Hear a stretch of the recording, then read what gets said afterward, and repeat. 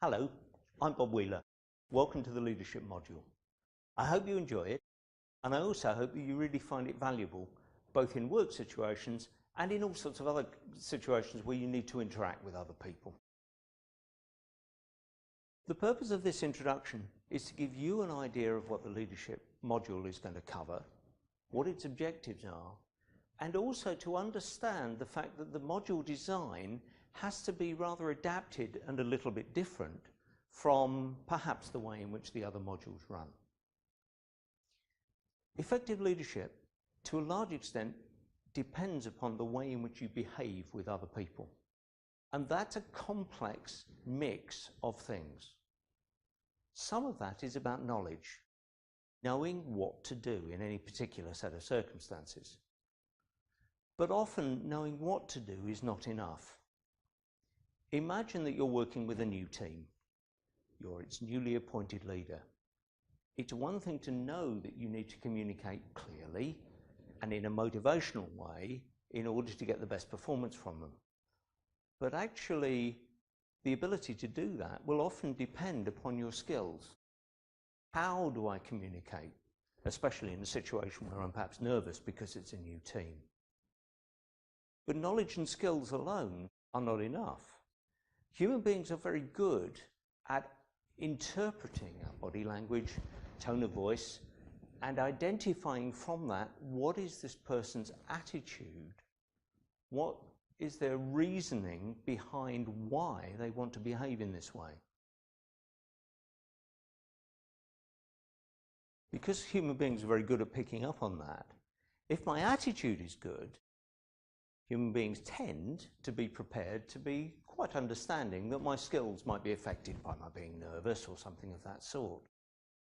On the other hand, if you believe that my attitude is to be self-serving and that what I'm trying to do is do only those things that's right for myself, no matter how much knowledge I show or what my skills are, the danger is that you'll just see my behaviour as being manipulative.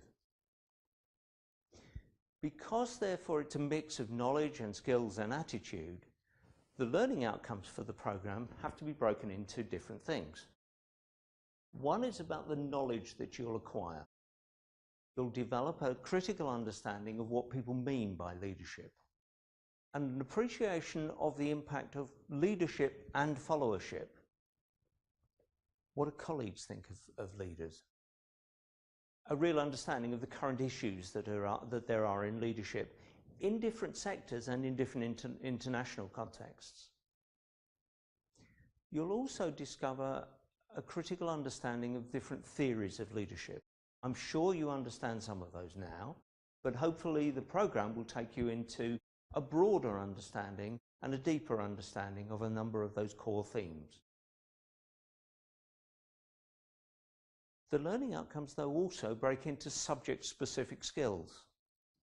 How are you going to contribute to leadership organisational change programs? How are you going to contribute to leadership development programs in your own organisation? Most importantly, as a result of being on the program, you should develop skills which help you to become more effective in your own leadership situations. Now, clearly, the fact that it focuses on behaviour means that the module design has to be rather different.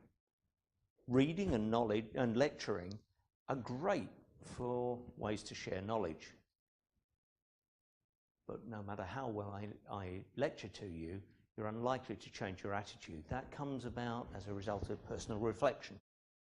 Similarly, skills in practice are only developed by repetition and by application, whether that's in a sports environment or in an interpersonal skills environment.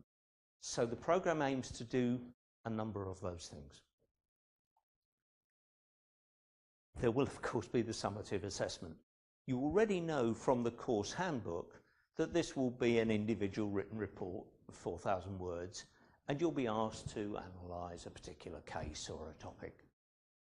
But we will be also asking you to apply that to particular situations that you know and understand. So although a written summative assessment inevitably primarily tests knowledge, it'll also be trying to interpret the way in which you understand and apply that knowledge within the business context. Thank you for listening to this. I hope you enjoy the rest of the program and look forward to seeing you later.